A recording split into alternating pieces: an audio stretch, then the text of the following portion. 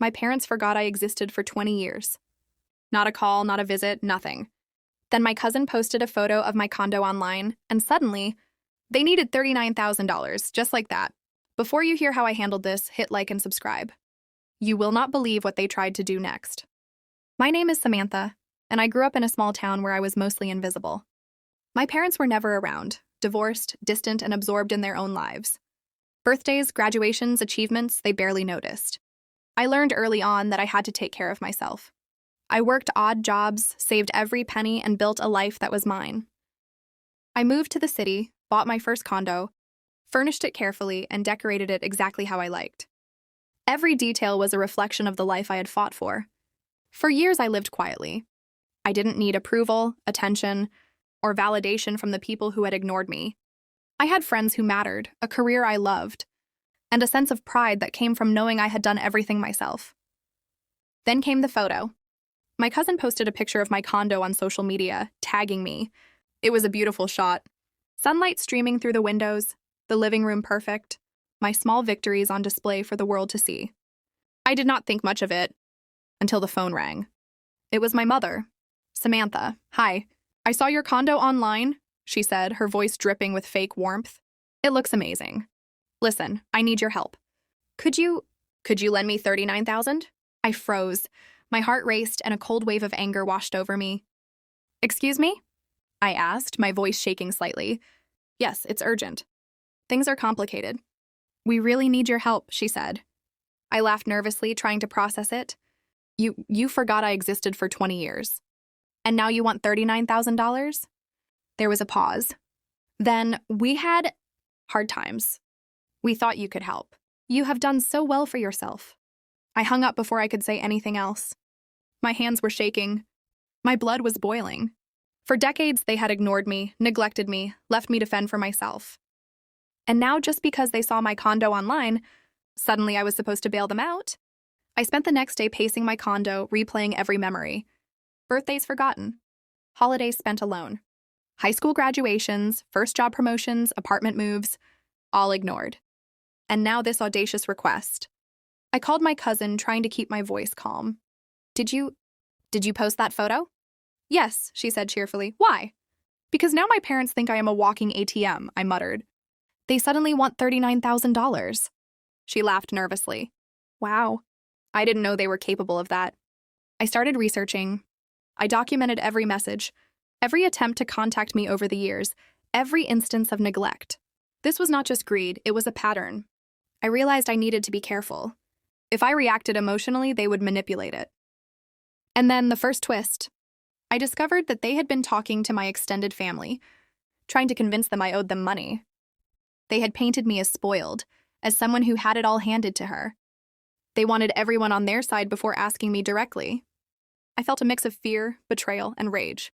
Not only had they ignored me, but they were now trying to rewrite history to make me look like the villain.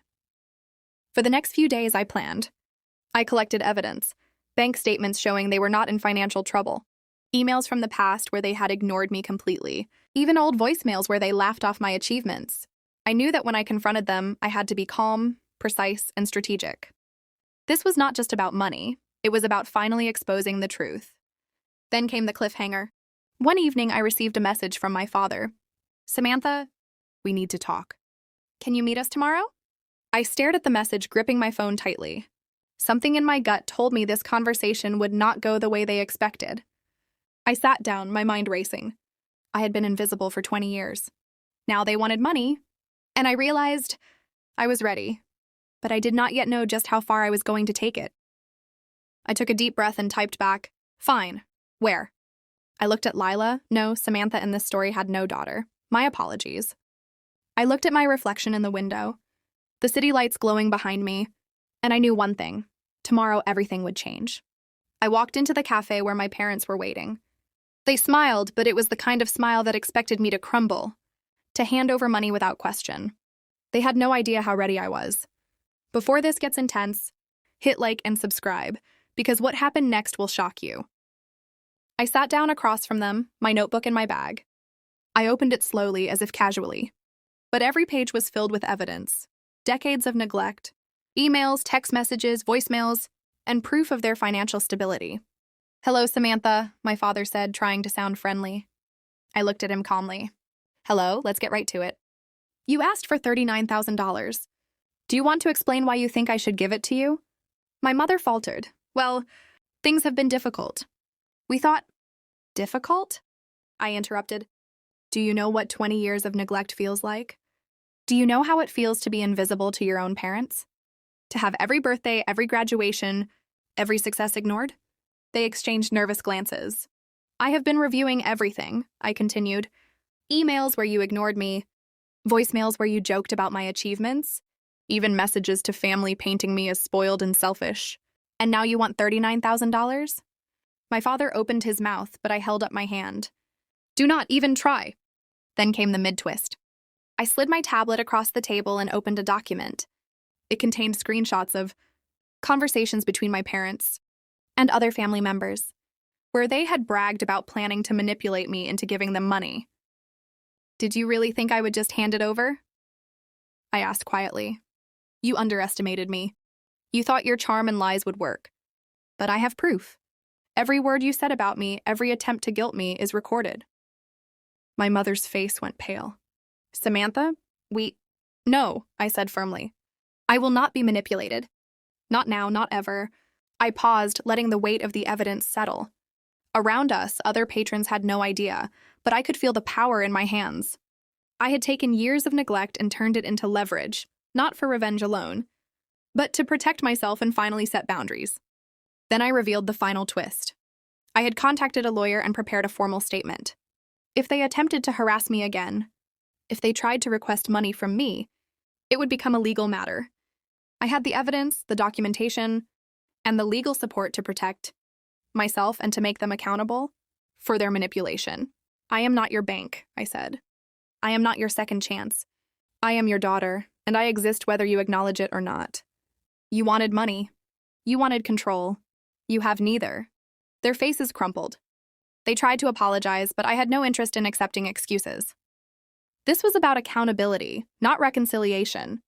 I left the cafe that day with my head held high. I had confronted them, exposed their lies, and reclaimed my power. I had protected my hard-earned independence, my emotional well-being, and my future. Later, I reflected on everything. I realized the most painful truth. Sometimes, the people who are supposed to love you can be the most selfish. But ignoring that truth does not make you weak. It makes you vulnerable. Standing up for yourself, protecting your boundaries, and demanding respect is not only necessary, it is liberating. I had spent years being invisible to the people who should have cherished me. Now I was seen, not because they finally noticed, but because I made them accountable. And that, I decided, was enough. If this story shocked you and gave you chills, hit like, subscribe, and comment. Could you confront parents who tried to erase you? How would you protect yourself and your hard-earned life?